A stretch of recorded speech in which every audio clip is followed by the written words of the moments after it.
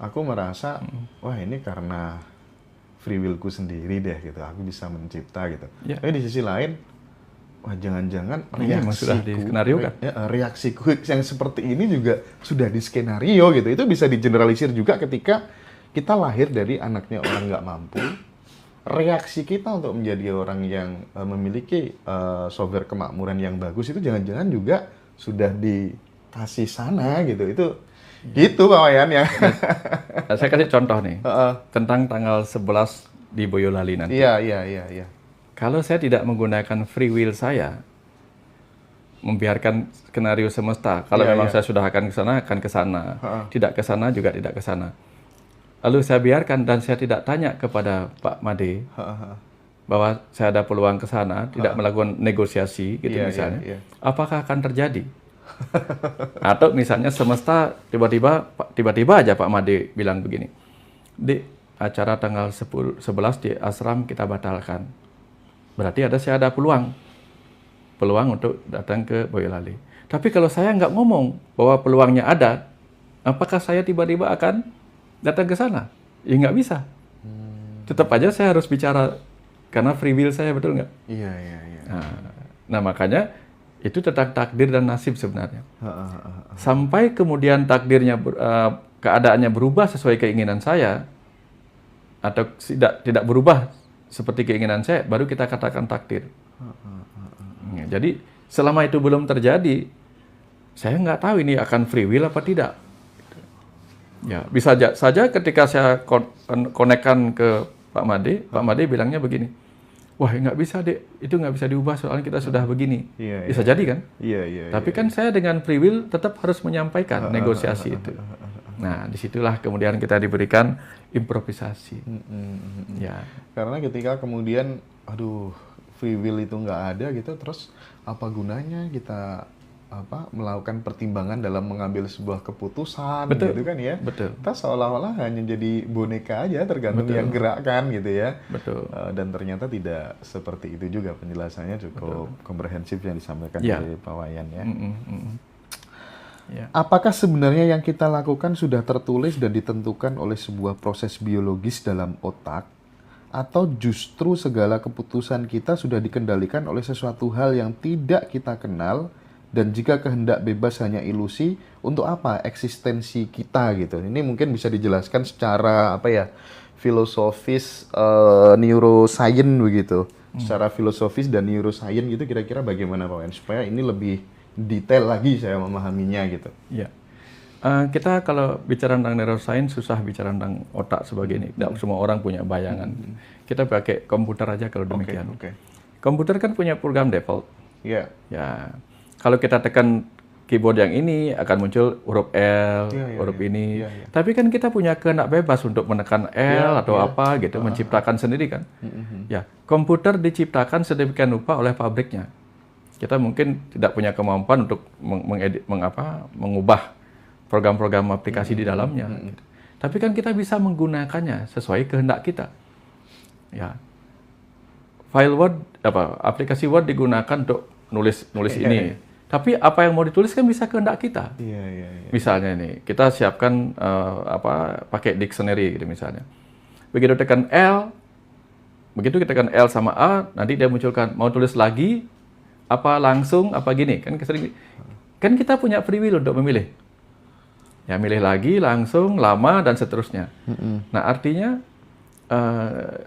mereka punya kemampuan disiapkan skenarionya untuk ini. Tapi kita punya sesuatu yang bisa kita gunakan, ya disebut free will tadi.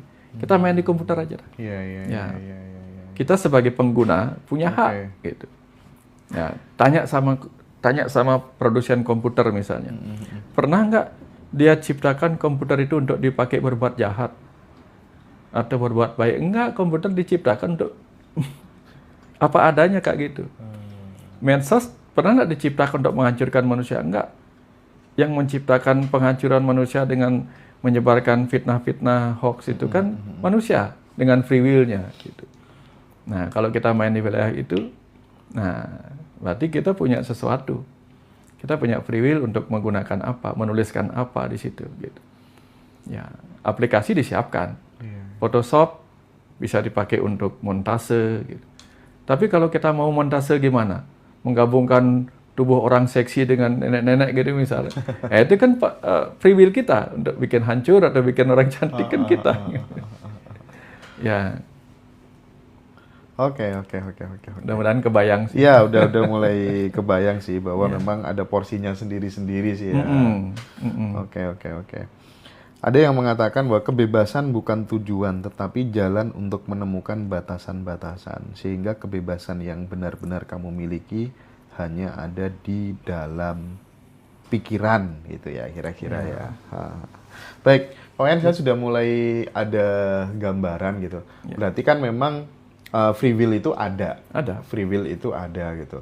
Karena ketika kemudian kita sudah sadar ini gitu, kita kan menjadi lebih percaya diri gitu untuk menentukan jalan hidup yang seperti apa gitu kan ya.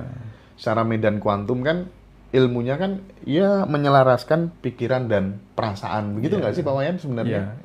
Untuk menentukan jalan hidup yang kita pilih itu kan kita mau serba muda, serba beruntung gitu. Serba dikelilingi harta, serba dikelilingi wanita. Itu kan tulisnya kan pikiran dan perasaan berkontribusi ya Wayan ya. Betul.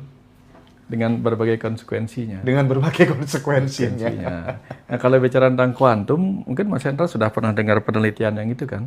Bagaimana sebuah proton ditembakkan, kemudian ternyata ketika mau direkam, hasilnya berbeda dengan ketika tidak direkam. Seakan-akan proton itu punya free will, tahu masa depan. Saya kalau direkam, maka saya akan hanya menunjukkan satu titik cahaya. Tapi begitu tidak direkam, saya akan menunjukkan berbagai titik cahaya, seakan-akan dia tuh bias gitu. Nah, dia seperti tahu apa yang diinginkan oleh orang yang mau merekamnya. Nah, dalam hal seperti itu kan kita paham kehendak bebas kita juga berkaitan dengan situasi yang lain, frekuensi di luar diri kita. Gitu. Ya, kalau kehendak bebas kita mungkin selaras dengan kehendak bebas orang lain, nyambung. Nah, contoh nih misalnya, kalau misalnya undangan ke Boyolali itu selaras dengan kehendak di sana, gitu, nanti bisa berubah situasi di Ubud. Di sana bisa batal, di sana jadi, dan saya ada waktu. Kalau skenario-nya tidak menselaraskan, ya tidak bisa. Oke. Nah, ini penting juga untuk kemudian dikomentari oleh Pak Wayan gitu. Di satu sisi mereka percaya penuh dengan kekuatan pikiran dan perasaan yang selaras gitu, sehingga bisa membuat target goal gitu, dan kenyataannya banyak orang yang berhasil dalam hidupnya gitu. Even Pak Wayan dulu juga melakukan hal yang sama gitu. Aku nanti pengen begini gitu. Tapi di perspektif yang baru ini gitu, kita disuruh stay di kesadaran. Kita adalah kesadaran yang besar ini gitu. Kita sudah nggak kurang apa-apa gitu ya. Sehingga semua yang datang di dalam hidup kita harus diterima aja semuanya tanpa untuk bikin target A, B, C. Justru dengan membuat target, ini justru malah membatasi sendiri gitu. Nah, ini kan orang bingung gitu, paradoks gitu.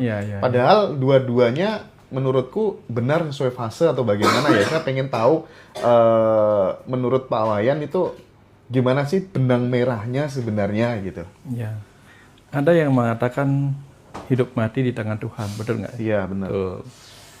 Jadi apa kita tidak perlu makan karena hanya berserah bahwa hidup mati di tangan Tuhan? Tidak makan, tidak apa-apa pun, saya tetap akan hidup seumur hidup. Karena apa? Karena saya sudah ditakdirkan berumur sampai 70 tahun misalnya. Apakah mungkin orang tidak makan, tidak minum? Semua orang tidak makan, tidak minum, dan hanya mengandalkan usia takdirnya. Nggak bisa. Contoh nih misalnya Kak Mas Hendra, DNA kita itu kan disiapkan mungkin umur sekian. Tapi kan ada pemendekan telomer. Telomernya memendek sehingga menua lebih cepat atau bahkan mati lebih cepat. Karena apa? Karena banyak dibebani oleh stresor-stresor. Betul nggak Mas Hendra? Nah, jadi kan yang tadinya harusnya berumur panjang, malah bisa berumur pendek. Nah, itu contoh bagaimana kemudian dibutuhkanlah satu free will, dua usaha kita, bagaimana kita menggunakan kekuatan kita. Gitu. Nah, misalnya tuh begini, tubuh kita memang bisa mengolah makanan menjadi energi. Tapi yang diolah dari makanan itu apa? Kan energi matahari. Energi matahari diolah oleh tumbuh-tumbuhan menjadi makanan, rumput menjadi padi. Rumput diolah menjadi daging oleh hewan. Lalu kita makan padi dan daging. Kenapa nggak langsung aja makan matahari? Energi matahari. Kan kita butuh proses. Nah, dalam proses itulah kita terlibat. Nah, walaupun takdir kita yang kita makan adalah energi, ada proses kita melibatkan diri di dalamnya itu. Nah, sama dengan tadi itu. Kalau kita tidak melibatkan diri kita dengan kekuatan pikiran dan perasaan kita, hanya berserah kepada semesta, kita sudah melihat banyak orang berserah tapi tidak mendapatkan apa-apa. Dalam ilmu kuantum itu kan, yang disebut berserah itu apa? Kita melakukan hal yang terbaik.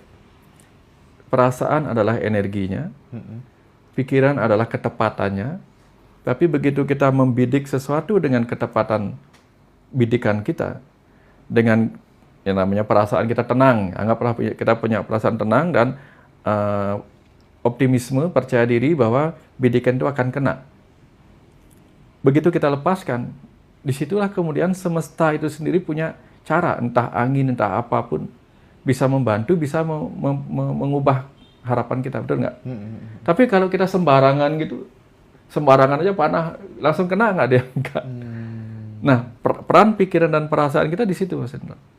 Perasaan tenang, bidikan yang tepat, baru sisanya semesta yang menggerakkan. Nggak bisa kita taruh panah kita, mudah-mudahan sasarannya kena, taruh aja, doakan, nggak bisa. Iya. Tapi ini penting untuk dikonfirmasikan, Pak Wayan. Jadi ketika kemudian kita sudah punya mindset yang positif gitu ya, diikuti oleh perasaan yang positif pula begitu. Tiba-tiba teman-teman kan pengennya langsung semuanya berubah sesuai dengan pikiran dan perasaan gitu. Padahal menurutku sih derivasinya pikiran, perasaan yang sudah selaras itu akan melahirkan sebuah action, akan melahirkan sebuah tindakan, sehingga kemudian realita itu berubah gitu. Betul. Ini penting untuk kemudian digarisbawahi begitu ya. Poinnya perubahan itu ada di tindakan gitu. Kita bertindak, melakukan sesuatu yang nggak dilakukan banyak orang, sehingga hasilnya kita mendapatkan sesuatu yang nggak didapatkan banyak orang pula gitu. Nah, cuman baru bisa benar-benar bertindak, action, itu ketika pikiran dan perasaan sudah selaras, atau gimana yang benar gitu, Pak Wayan? Ya, itu sebabnya kita pakai law of attraction. Tiga law tadi. Berdoa, law of affirmation. Law of affirmation. Jadi kita doakan, kita ucapkan pikiran. Law of attraction, kita menarik. Menarik dengan ucapan kita, menarik dengan perilaku kita, semua hal-hal yang kita inginkan yang selaras dengan apa yang kita doakan tadi. Law of action. Kan tiga hal itu. Law of affirmation, doa, mantra, apapun ucapan kita. Kemudian law of attraction, bagaimana energi kita, perilaku kita, sikap kita yang menarik. Menarik apa yang kita inginkan datang. Tapi kan kita harus law of action juga. Contoh. Misalnya saya lagi haus ini. Saya membayangkan, saya berdoa mudah-mudahan Mas Hendra menyiapkan saya air gitu misalnya. Dalam pikiran saya. Lalu law of attraction saya bilang, saya panggil Mas Hendra, kepekaan Mas Hendra dengan mengatakan saya seakan-akan saya haus. Nah, Mas Hendra yang peka, kayaknya Pak Wayan haus. Lalu Mas Hendra menyediakan air di sini. Tapi kalau saya tidak melakukan law of action, tidak action, ya tetap aja saya kehausan, betul nggak? Tetap aja saya kehausan, gitu. Tetap haus saya. Tetap haus. Jadi yang terpenting itu yang terakhir, law of action. Law of action. Oke. Makanya doa itu sama, bukan hanya doa juga sama kan. Do affirmation, do attraction, tarik dengan cintamu, tarik dengan kasih sayangmu, semua yang kamu inginkan, dan terakhir do action. Do affirmation, do attraction, do action. Kalau action aja tanpa afirmasi, tanpa attract, lebih gimana? Hasilnya kan lebih ini Pak Wayan sebenarnya. Ada kadang-kadang ada misalnya begini, banyak orang ujian ini. Oh, dia belajar semua. Iya. Dia belajar. Tapi ketika dia tidak terbimbing, ya kadang-kadang yang diuji itu bisa di luar yang dia pernah baca gitu kan. Tapi kalau dia ada doa, nanti kan dia dibimbing oleh semesta yang lain bahwa apa? Jangan baca yang itu, kayak enggak keluar di situ, keluarnya yang ini. Nah, disitulah keberuntungan kita bermain. Karena pikiran kita terbatas, action kita terbatas. Misalnya nyetir dengan benar nih, do action. Dia nyetir dengan benar, dengan tenang dan sebagainya. Tetapi kemudian tanpa adanya doa, kita nggak tahu kapan tiba-tiba ada mobil nyelonong kepada kita. Keberuntungan kita nggak ada. Tapi ketika kita ada dorongan yang lain, tiba-tiba kita bisa melengos sendiri untuk menghindari sesuatu yang nggak kita sadari. Nah, itu contoh bagaimana doa bisa membantu juga. Oke. Nah, baik, itu teman-teman di segmen ini tentang apa tadi, kehendak bebas ya. Seru sekali. Terima kasih Pak Wayan. Sama-sama. Aduh, oke. Kita lanjut. Satu segmen, terus setelah itu kita pindah kamar ya, Wayan ya? Ya. 1, 2, go. Oke. Jadi kita pengen tanya sama Pak Dr. Wayan Mustika, teman-teman, soal soal medan kuantum gitu ya. Katanya gini Pak Wayan, kita ini satu dan terhubung dengan semua yang ada gitu ya. Dengan manusia-manusia yang lain, dengan binatang, dengan tumbuhan, kita semuanya terhubung gitu.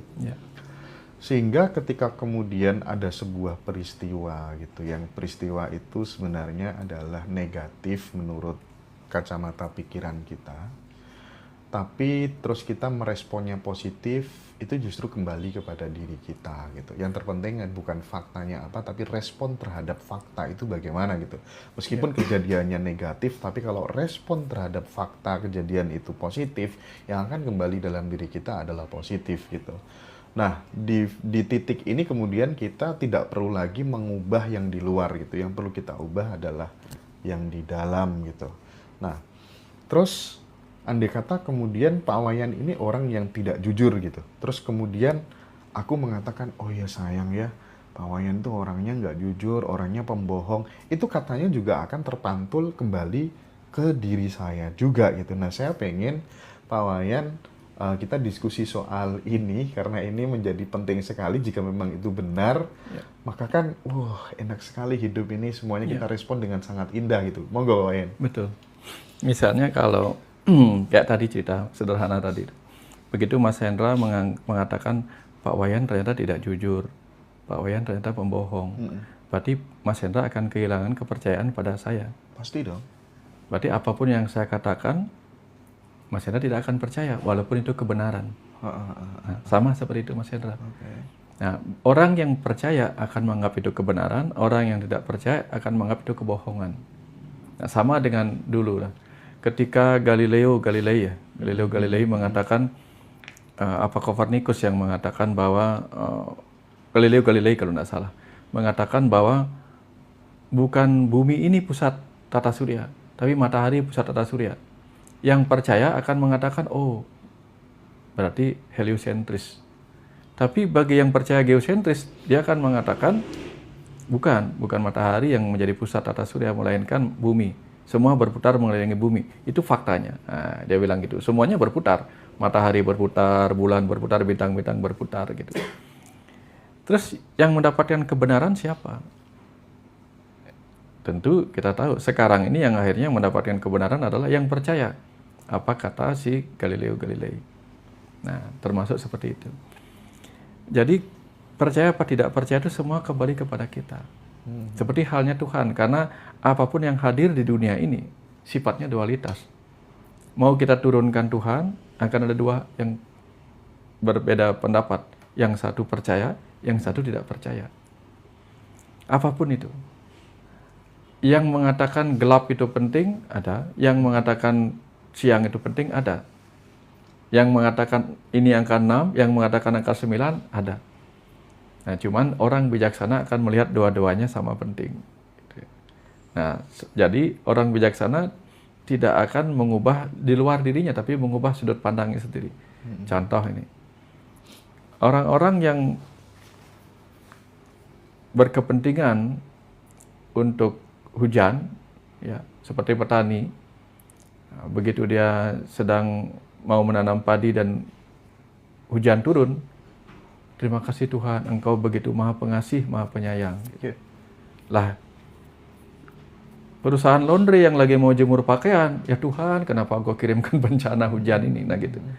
Jadi bukan sesuatu di luar diri itu yang bermasalah, cara kita menyikapinya seperti yang Mas Hendra tadi katakan. Okay. Lebih konkretnya gini lagi Pak Wayan, mungkin ya. Katanya yang di dalam itu, aku menyebut di dalam itu medan kuantum, ini kaitannya sama pikiran sama perasaan sih ya. Itu katanya adalah realitas primer gitu.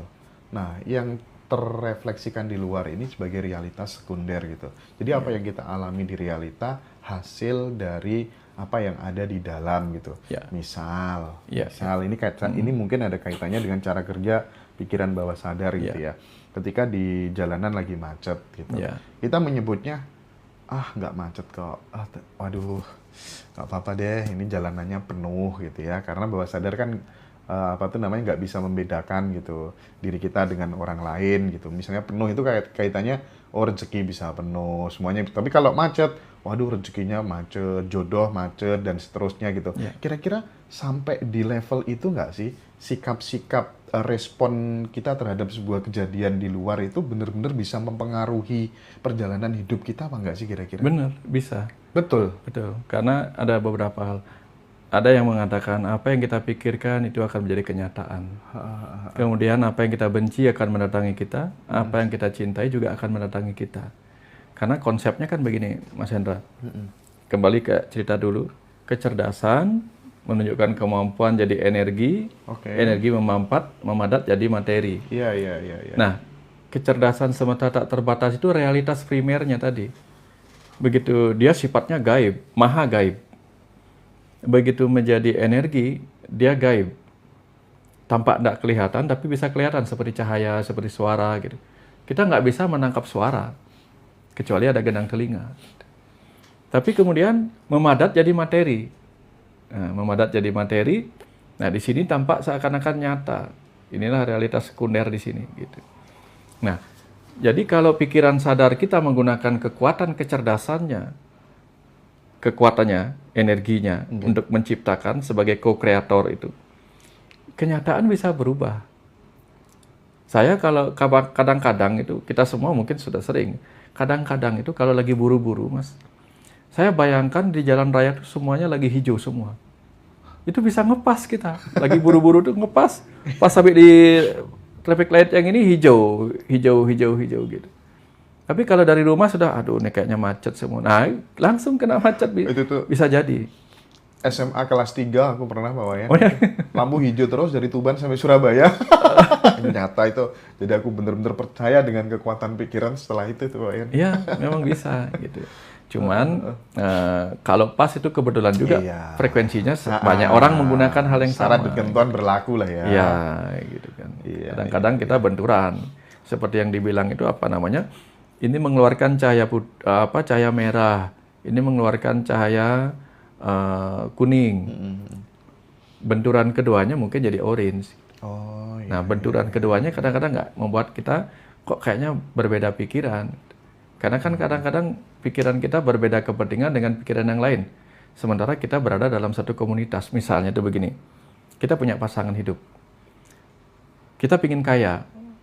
Lalu pasangan hidup kita saking spiritualnya, dia bilang begini, aku ingin bebas dari segala kemelekatan duniawi. Nah, nggak nyambung dia. Bisa saja dia irisannya di mana? Lekas punya, lekas habis.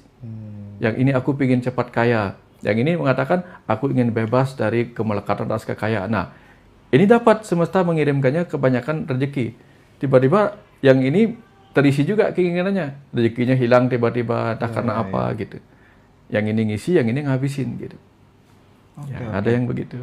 Jadi kalau misalnya kita lagi melihat peristiwa misalnya orang tertangkap KPK gitu ya, berarti respon di dalam tetap harus positif misalnya. Oh, dia tingkat kejujurannya masih 0 gitu ya. Jadi tidak memasukkan kata-kata yang negatif di dalam pikiran. Karena ketika kemudian yang paling banyak masuk di pikiran itu katanya kan setiap hari kita berpikir selama 60.000 gitu Pak Wayan ya. 60.000 kali gitu. Nah itu kalau buahnya kata-kata yang kita masukkan negatif, ya benar-benar bisa memantulkan yang negatif gitu. Nah ini kan kalau kita bisa begitu Pak Wayan, semua kejadian yang buruk selalu kita maknai positif di dalam diri itu kan keren gak sih Pak? Keren. Karena kalau ada orang ketangkap KPK, kita anggap dia guru. Guru yang sedang mengingatkan kita untuk tidak seperti itu. Karena apa? Kan ini, hidup ini kan pelajaran karma. Pelajaran karma itu artinya begini. Kalau kita berbuat ini dapat ini, berbuat itu dapat itu. Makan garam dapat asin, makan gula dapat manis, makan cabai dapat pedas gitu. Tapi kan kita nggak harus mengalami semua orang.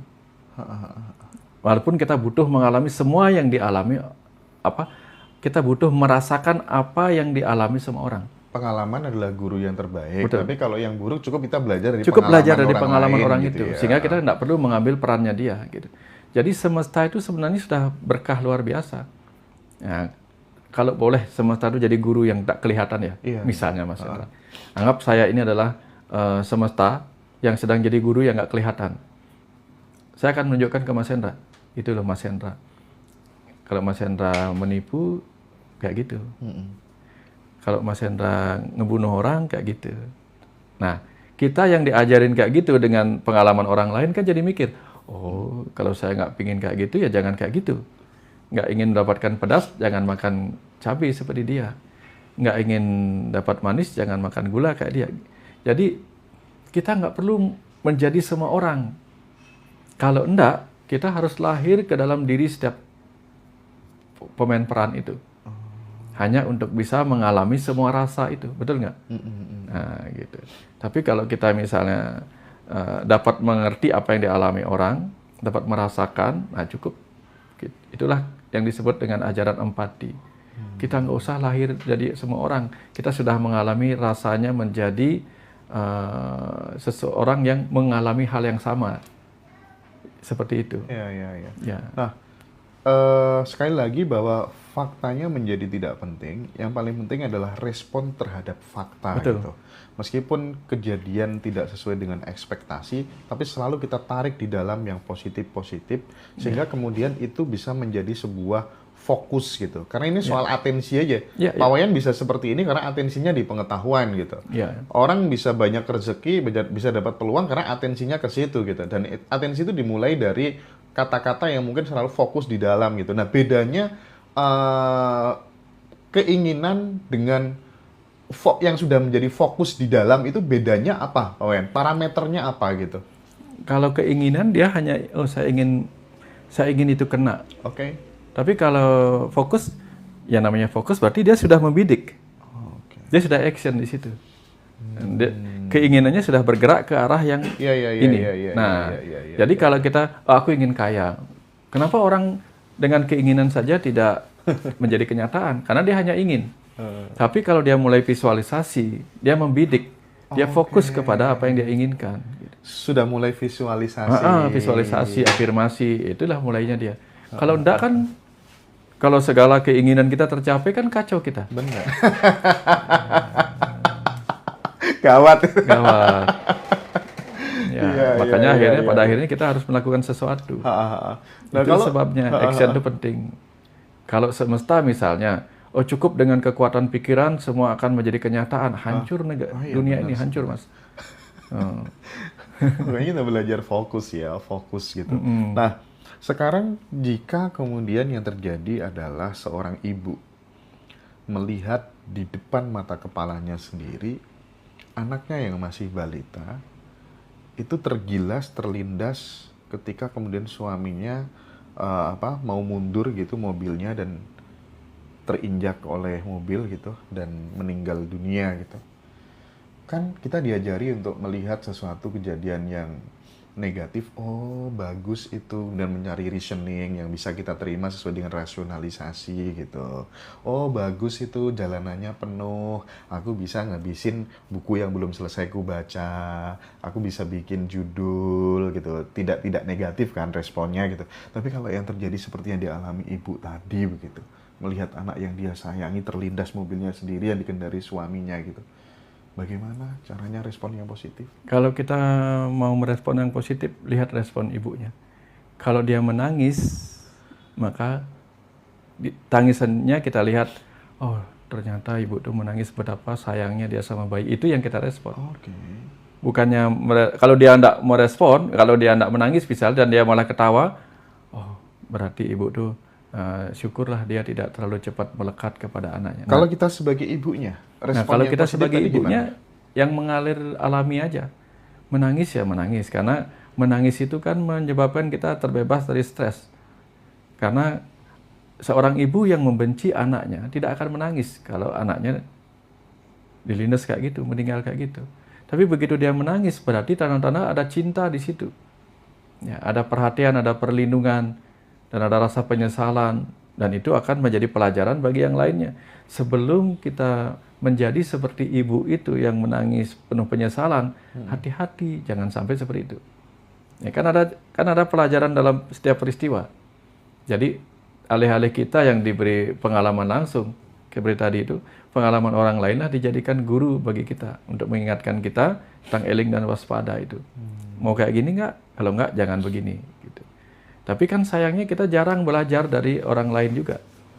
Padahal sering kita mengatakan semua ini adalah guru. Semua peristiwa kehidupan ini adalah guru. Tapi kita nggak mau berguru pada orang lain. Kita hanya berguru pada orang yang kita percaya. Kita hanya berguru kepada orang yang kita anggap baik. Padahal kan kejahatan itu juga guru kan. Ya, kejahatan juga guru. Guru yang mengajarkan kita supaya tidak melakukan itu kalau tidak ingin yang itu. Tapi kalau misalnya kejahatan misalnya merampok menyebabkan kita penjara, tetapi ada loh tim-tim yang sengaja harus masuk penjara, maka dia merampok. Untuk bisa masuk penjara dengan tujuan yang lebih penting lagi. Kebayang maksudnya Mas? Kan ada di film-film kayak gitu. Sengaja dia merampok agar bisa masuk penjara tanpa ketahuan bahwa dia sedang menyamar di penjara. Ada. Sehingga, jadi kalau ingin di penjara, apapun tujuan di penjara, maka kita harus mengalami atau melakukan apa yang dilakukan itu. Sama dengan ini. Dalam tubuh manusia ini. Dalam tubuh manusia ini, sang ruh terpenjara. Yang tadinya tak terbatas, jadi terbatas di sini. Tetapi apakah sang ruh yang terpenjara dalam tubuh ini adalah semuanya penjahat? Enggak juga. Kan enggak juga. Bahkan yang terpenjara dalam tubuh yang cacat pun enggak semuanya orang jahat. Ada juga roh-roh yang baik. Roh-roh para guru yang masuk ke dalam tubuh yang cacat. Untuk apa? Untuk memberi pengetahuan kepada orang-orang tentang semangat hidup. Jadi saya saja yang kondisi begini penuh semangat, bagaimana mungkin engkau yang lahir lebih sempurna tubuhmu malah kehilangan semangat. Nah, itu pesannya orang-orang atau roh-roh yang lahir ke dalam tubuh yang bagi kita nggak sempurna. Nah, jadi dari situ kemudian kita paham semesta itu bisa mengalirkan pengetahuan di mana saja. Kita hanya perlu peka. Maka saran saya, jadikan semuanya guru. Ya. Jadikan semuanya guru, melihat ini, itu, ini, itu gitu. Oke. Nah, tetapi kalau kita lagi-lagi ngomong soal pikiran bawahnya. Ke lagu yang dihayati, lagu yang dinyanyikan, dihayati, diresapi jadi mantra, jadi doa, jadi kenyataan, katanya kan begitu. Sering. Terus kemudian berita-berita di televisi yang negatif itu juga kemudian bisa terpantul, terrefleksi ke dalam diri jika kita konsumsi setiap hari gitu. Betul. Ngobrol dengan orang yang dengki, iri katanya juga bisa terkontaminasi gitu. Tapi tadi di awal kita ngomong soal kalau udah di level tertentu guru spiritual itu sudah nggak ngefek lagi gitu. Betul. Nah berarti teori ini kemudian tidak bisa digeneralisir atau bagaimana, benang merahnya seperti apa gitu? Ya, Seperti hewan-hewan liar tuh, Mas Hendra. Hewan liar yang terbiasa hidup bersama manusia menjadi hewan domestik. Yeah. Tapi tidak semua begitu hewan liar diajak ke dalam lingkungan manusia jadi hewan domestik. Enggak. Bisa saja dia tetap hewan liar. Ya. Misalnya nih, anjing bisa berubah menjadi hewan domestik. Tapi coba taruh lebah di rumah kita. Ya, pada saat dia menggigit, ya menggigit aja, dia menyengat-nyengat aja gitu. Dia nggak akan berubah gitu kan. Karena dia nggak pernah belajar langsung dari kita. Tapi kalau anjing yang terus-menerus diajarin oleh manusia, dapat ya. Bahkan anjing saja bisa, atau kucing, itu bisa mengikuti apa yang diajarkan manusia, betul nggak? Benar. Anjing mana tahu duduk sama ini gitu. Duduk, berdiri, merayap. Tapi kan ketika dikasih tahu, dia tahu kan. Nah, contoh Mas Hendra. Kalau Mas Hendra mengamati di alam gitu. Ada burung-burung yang dari dalam telur sampai anak-anak, mana pernah dia belajar ilmu tentang bagaimana membuat sarang. Betul nggak? Nggak pernah dia. Iya, benar. Ya, namanya dari telur kan. Begitu namanya dari telur, dia sudah ada dalam sarang itu kan. Begitu dia lahir, yang dia pikirkan makanan apa yang datang sama ibunya. Tapi begitu dia dewasa, dia bisa membuat sarang seperti sarang yang dibuat sama ibunya. Siapa yang ngajarin coba? Iya. Dan bahkan sarangnya kan aneh-aneh. Ada sarang yang bentuk gini begitu. Tujuannya apa? Untuk melindungi dirinya dari serangan ular, serangan pemangsa. Pernah nggak si induk ngomong sama dia, nanti kalau kamu dewasa bikin sarang kayak gini? Nggak pernah itu. Bagaimana dia bisa tahu? Dia bahkan nggak melihat itu. Oke lah kalau dia melihat apa yang dikerjakan induknya ketika induknya bikin sarang, oke. Tapi kan nggak pernah dia melihat induknya bikin sarang. Orang dia belum lahir juga, dalam bentuk telur juga belum gitu. Bagaimana proses transfer knowledge itu masuk? Gimana itu Pak Wayan? Nah disitulah ada kecerdasan. Itulah kecerdasan semesta tak terbatas. Yang berdiam di setiap atom. Yang membentuk DNA. Yang membentuk sel-sel tubuh burung itu. Termasuk sel di otaknya. Sehingga di situ terekam sebuah cara begitu. Nah, si induk burung inilah kemudian belajar. Ternyata kalau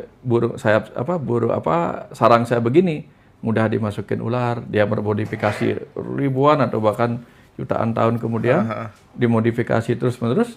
Nah, memori itu direkam dalam DNA-nya. Sehingga muncullah kemudian bentuk-bentuk sarang yang terus bervariasi sampai akhirnya variasi itu benar-benar sudah aman sekali. Sampai saat ini yang kita temui kan aman. Nah, ada kecerdasan semesta di situ.